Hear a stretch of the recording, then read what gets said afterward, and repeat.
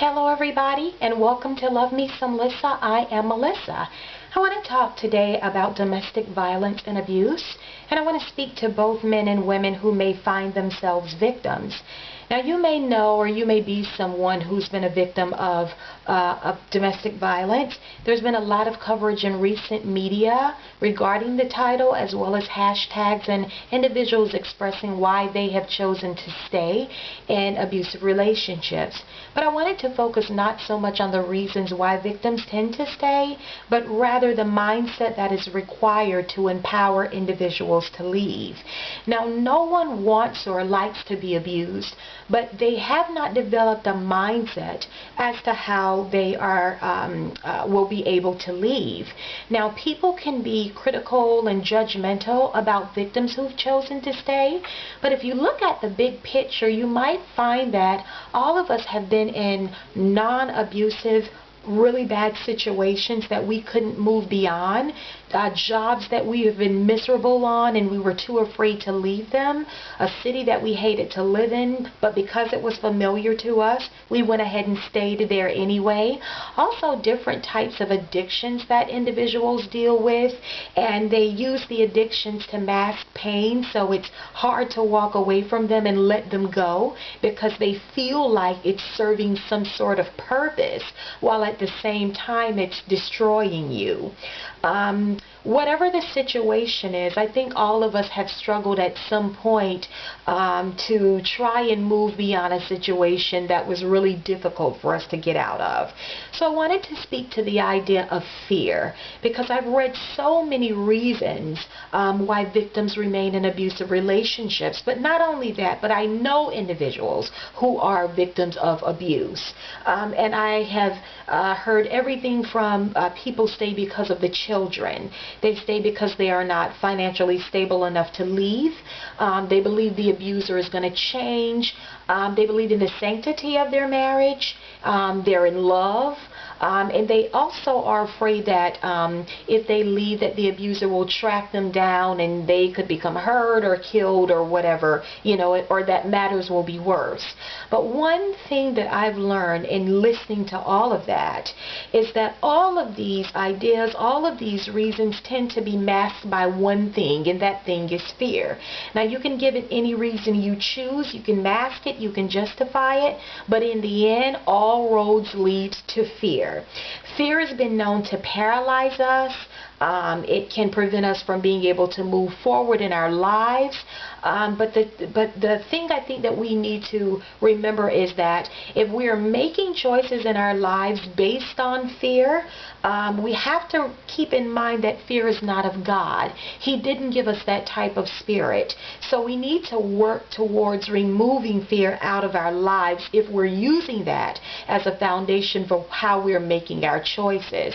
One of the things that I would suggest is that you pray. Ask God to open your eyes to new truth.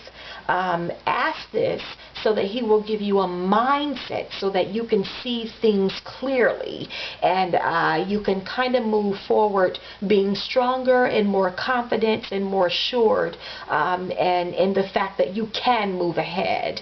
One of the things that I like to tell people is to focus on the fact that the danger that they are in is just as real as the fear. Now, you may think that the next hit won't disable you or won't kill you, but you have no way of knowing this for sure. So you need to devise a plan to try and get out. Also, please remember that you can still support someone who is abusive if they are seeking counseling for their issues. It does not mean that you have to stay there in the abusive environment in order to be supportive. Even if you have nowhere else to go, you may want to find a shelter. At least you will have your life, and that'll be a little more cushion in terms of being safe. You can support them, but you don't have to stay there with them to be supportive. Also, seek counseling for yourself. That way you'll rule out any self-esteem issues that you may have. Oftentimes, people who have been oppressed for years, or who have been mistreated for long periods of time, or put down or insulted, they tend to develop negative images about themselves. And what happens is that negativity removes the faith and the belief that you are actually worthy to move forward and have a better life and a better existence.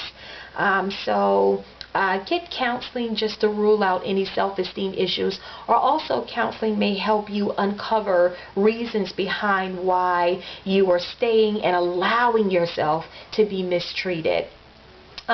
Tell someone that you confide in, that you can confide in, that you're being abused. I think the worst thing is to be in a situation where you aren't able to get it off your chest, or speak with someone, or let someone know what it is that you're going through. So if you're separated from your friends or your family, you may want to reach out to a minister or someone in that type of position in a church family. Also, be open to receive help. It's really difficult for people to reach out and help you if you're shutting them out, because remember that the information and the help is there, but you can get all of the help and information that's available to you, but ultimately you have to make the choice to leave.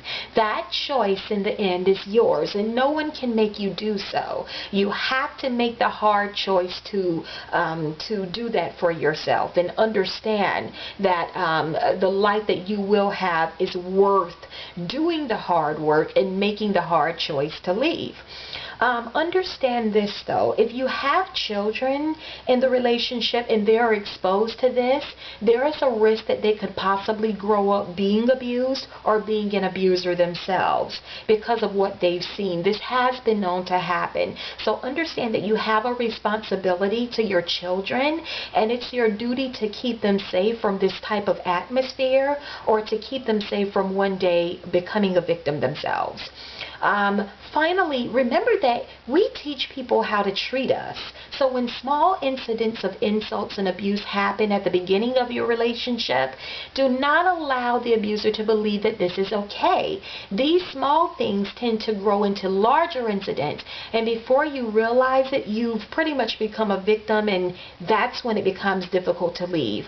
Also know that God gives us the gift of life, but what we do with our lives is the gift that we give back to God.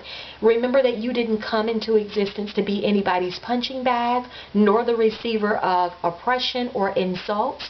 You have the right to be free and not a prisoner in your own home. When you gather the strength to leave, please practice forgiveness. Be sure to leave without bitterness, because bitterness keeps you connected to the situation even after you have long gone or walked away from it. Forgiveness will free your mind and allow you to proceed. Okay, so I think that's all I have for now.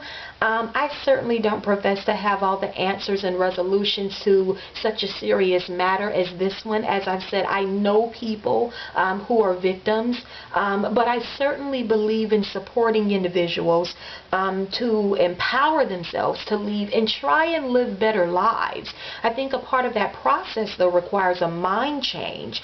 And just remember, if you can conquer the challenge in your mind, you can conquer it in your reality. Okay?